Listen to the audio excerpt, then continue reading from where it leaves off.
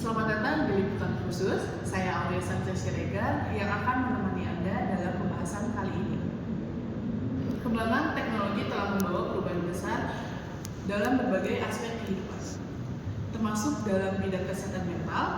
Kini masyarakat dapat berkonsultasi mengenai permasalahan psikologis melalui aplikasi berbasis artificial intelligence atau biasa disebut AI hanya dengan menggunakan telepon genggam saja. Kemudahan akses, respon yang cepat, serta biaya yang relatif murah membuat layanan ini mulai banyak dimanfaatkan oleh berbagai kalangan. Namun muncul pertanyaan, apakah AI ini benar-benar dapat menjadi alternatif konsultasi psikologi? Ataukah peran psikologi tetap tidak dapat tergantikan? Tim kami telah melakukan wawancara dengan berbagai narasumber untuk mengetahui pandangan mereka mengenai fenomena ini. Berikut laporan selengkapnya. Terima kasih Aulia. Saat ini saya sedang bersama salah seorang mahasiswa untuk mengetahui pandangannya mengenai penggunaan AI sebagai media konsultasi psikologi. Di tengah berbagai tuntutan akademik dan aktivitas sehari-hari, tidak sedikit mahasiswa yang mulai memanfaatkan AI sebagai tempat untuk mencari informasi maupun mencurahkan perasaan. Lantas, bagaimana pendapat mereka mengenai fenomena ini? Mari kita simak bersama. Apakah Anda pernah menggunakan AI seperti ChatGPT untuk mencari solusi ataupun mencurahkan perasaan? Iya, saya pernah. Biasanya saya menggunakan AI untuk mencari solusi atau tugas yang belum saya pahami. Dan terkadang saya juga mencurahkan perasaan saya ketika saya sedang butuh teman untuk bercerita. Apa yang membuat Anda tertarik menggunakan AI? Saya tertarik karena AI bisa membantu mencari informasi tentang apa saja dengan cepat. Selain itu, AI juga bisa menjawab pertanyaan yang sesuai dengan yang saya butuhkan. Jadi sangat praktis dan memudahkan. Menurut Anda, apakah AI cukup membantu ketika menghadapi masalah? Iya, menurut saya cukup membantu. Karena AI bisa memberikan saran, sudut pandang, dan solusi yang mungkin belum terpikirkan oleh saya. Meskipun begitu, saya tetap mempertimbangkan kembali saran yang diberikan sebelum mengambil keputusan. Jika mengalami masalah psikologis yang serius, apakah Anda akan memilih AI atau berkonsultasi dengan psikolog? Mengapa? Menurut saya, kalau masalahnya sudah cukup serius, saya akan memilih berkonsultasi dengan psikolog. Karena meskipun AI bisa membantu memberikan saran, psikolog itu bisa memiliki pengetahuan dan pengalaman untuk menangani kondisi psikologis kita secara lebih tepat dan mendalam. Menurut Anda, apakah kelebihan dan kekurangan berkonsultasi dengan AI? Kelebihannya menurut saya AI bisa memberikan informasi atau solusi dengan cepat, lalu bisa diakses kapan saja dan di mana saja, dan responnya juga cukup tangkap. Sedangkan kekurangannya, menurut saya AI hanya bisa merespon jika kita bertanya atau memberikan informasi terlebih dahulu, sehingga tidak bisa memahami kondisi kita secara langsung seperti psikolog. Terima kasih. Demikian hasil wawancara kami bersama salah seorang mahasiswa mengenai pandangannya terhadap penggunaan AI sebagai media konsultasi psikologi.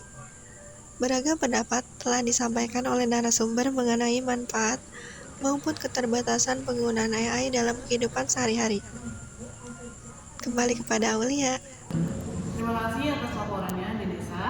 Selain dari kalangan mahasiswa, kami juga ingin mengetahui bagaimana pandangan orang tua mengenai penggunaan AI ini sebagai media konsultasi psikologi. Berikut laporan reporter kami.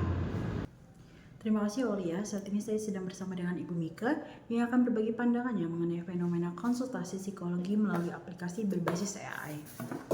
Dengan sering berkembangnya teknologi, semakin banyak masyarakat yang memanfaatkan AI sebagai tempat untuk mencari saran maupun untuk mencurahkan perasaan. Lantas, bagaimana tanggapan orang tua mengenai fenomena ini? Mari kita simak bersama. Baik Ibu Mika, jadi saya akan memberikan pertanyaan. Apakah Ibu mengetahui bahwa saat ini banyak masyarakat yang menggunakan AI itu untuk berkonsultasi mengenai masalah mental mereka atau masalah kesehatan mereka? Saya mengetahui fenomena ini ya Mbak. Saya pernah membaca dan mendengar bahwa saat ini banyak sekali orang memanfaatkan teknologi AI sebagai tempat untuk bercerita, untuk mencari informasi maupun mendapatkan sarana ketika menghadapi masalah. Baik, lantas bagaimana pendapat Ibu mengenai fenomena tersebut? Kalau menurut saya fenomena ini memiliki sisi positif dan negatif ya Mbak. Jika digunakan dengan bijaksana, AI dapat menjadi sarana untuk memperoleh informasi atau solusi awal. Namun jika digunakan secara berlebihan sehingga membuat seorang menjadi jauh dari keluarga atau lingkungan sekitar, tentu hal itu bisa berdampak kurang baik ya. Baik.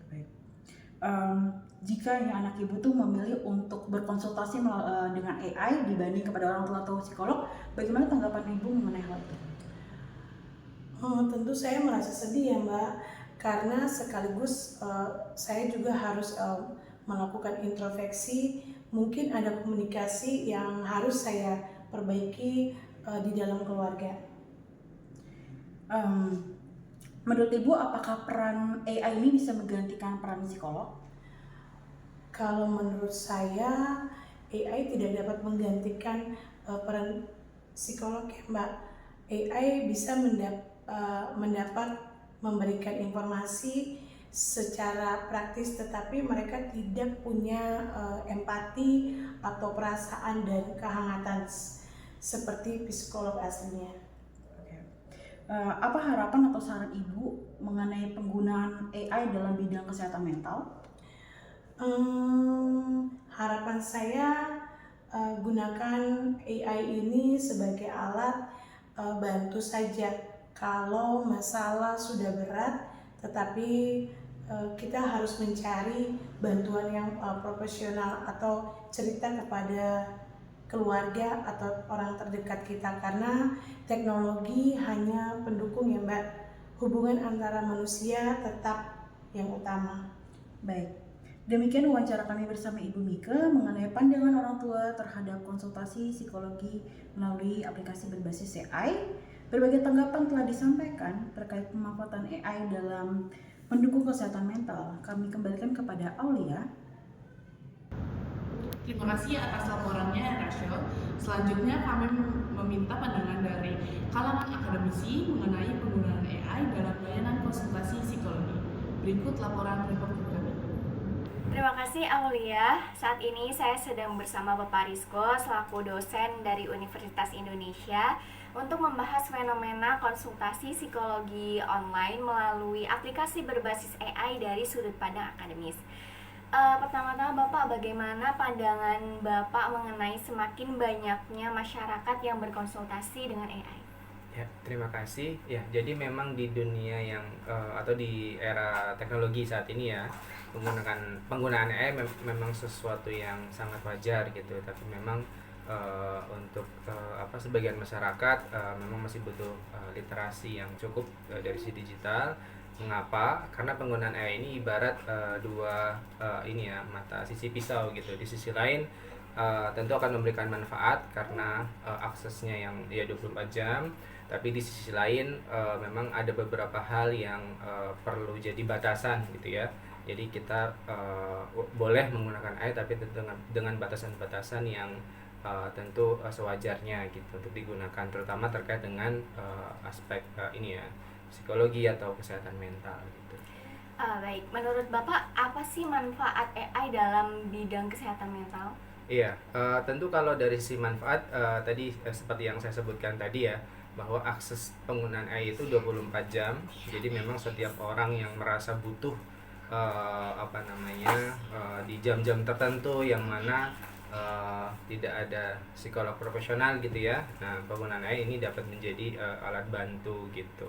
Jadi memang dari aksesnya Dan juga mungkin beberapa orang juga masih ada stigma gitu ya, bahwa ketika dia datang ke psikolog profesional dia masih merasa bahwa ada omongan gitulah. Tapi ketika menggunakan AI, dia bisa bebas menggunakan dan cukup private ya, karena dia bisa akses via handphone ataupun sarana komputer seperti itu.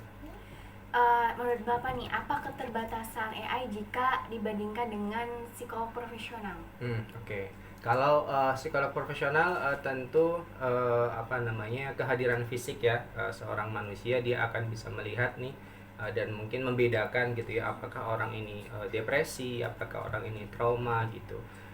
Kalau sedangkan AI dia hanya mengolah data berdasarkan informasi yang disampaikan. Jadi mungkin dari data yang disampaikan oleh orang tersebut atau data dari orang-orang lain yang pernah dia terima gitu, nanti dia akan olah hanya berdasarkan informasi tersebut. Dan juga psikolog profesional tentu ada ibaratnya kode etik, ada sumpah juga, jadi akan cenderung profesional dalam memberikan saran ataupun masukan, sedangkan AI tidak ada gitu. Jadi ya kembali lagi ya, AI hanya mengolah berdasarkan informasi yang dimasukkan oleh orang tersebut gitu.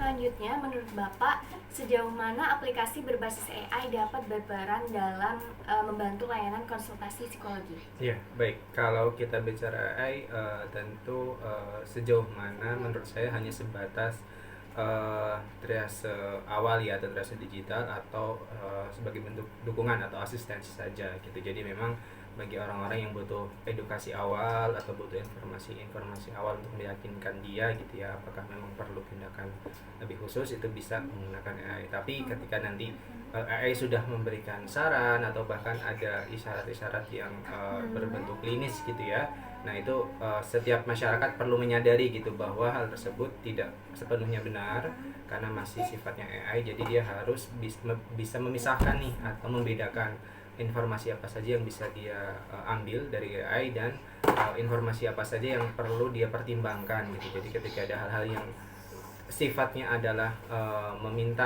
memberikan saran atau memang perlu ada tindakan klinis, kembali lagi perlu ke psikolog profesional. Jadi memang tidak bisa menjadikan AI ini sebagai 100% gitu ya, dari awal hingga akhir untuk tindakan klinis dari kesehatan mental tadi. Terakhir nih Pak, bagaimana sebaiknya masyarakat itu memanfaatkan AI agar tetap bijak?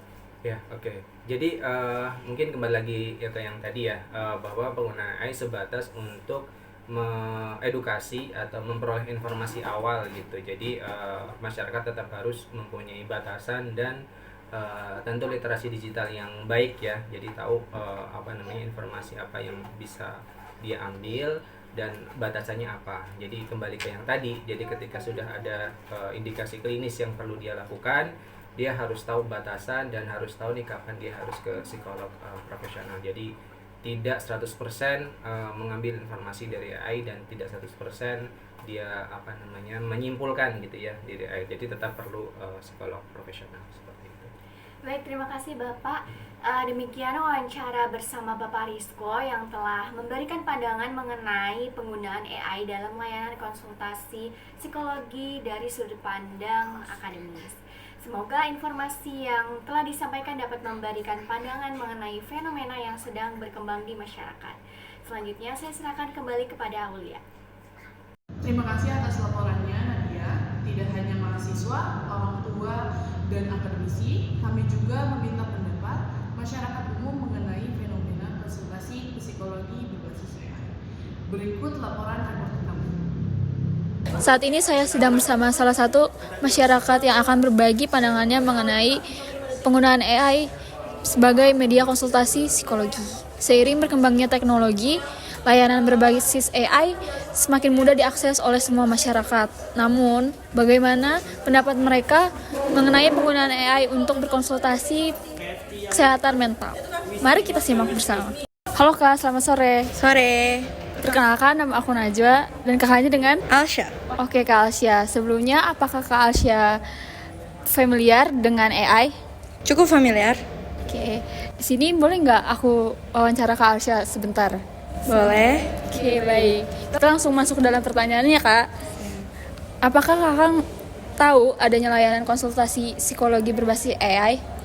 Untuk seperti kayak GPT dan Gemini gitu-gitu ya.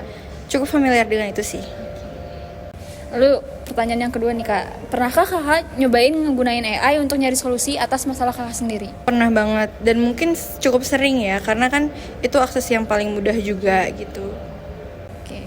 Terus nih menurut Kakak, AI itu dapat dipercaya dalam memberikan saran mengenai kesehatan mental nggak? Menurutku cukup bisa dipercaya, cuma nggak seluruhnya, karena kan pasti sumbernya juga dari mana-mana ya. Tapi karena juga dia mungkin menggunakan banyak source dan itu mungkin juga cukup kredibel, jadi ya mungkin bisa cukup dipercaya seperti itu. Terus kalau Kakak mengalami masalah psikologis nih, apakah Kakak lebih memilih berkonsultasi sama AI atau psikolog? Terus kenapa Kak? Untuk permasalahan-permasalahan kecil atau kayak ya pokoknya yang nggak sebegitu besarnya, mungkin aku akan milih AI sih, karena ya itu balik lagi ke awal, itu lebih mudah, terus juga kita bisa dapat jawabannya langsung, nggak perlu dianalisa dulu dan segala macam. Jadi pertamanya AI, kemudian kalau misalkan masalahnya udah lebih kompleks, pasti aku lebih ke psikolog sih, karena kan juga dia nggak AI itu sendiri tuh nggak begitu mengerti ya tentang bagaimana keseharian manusia itu, seperti itu. Oke, baik. Lanjut ke pertanyaan terakhir ya Kak. Apa harapan Kakak terhadap perkembangan AI di bidang kesehatan mental? Ya semoga AI ini tuh bisa membantu dalam keakuratan analisa di masa depan. Cuma tetap aja balik lagi psikolog itu lebih kredibel lah dalam menganalisa pasiennya gitu. Cuma untuk teori dan sebagainya mungkin bisa didukung oleh AI seperti itu.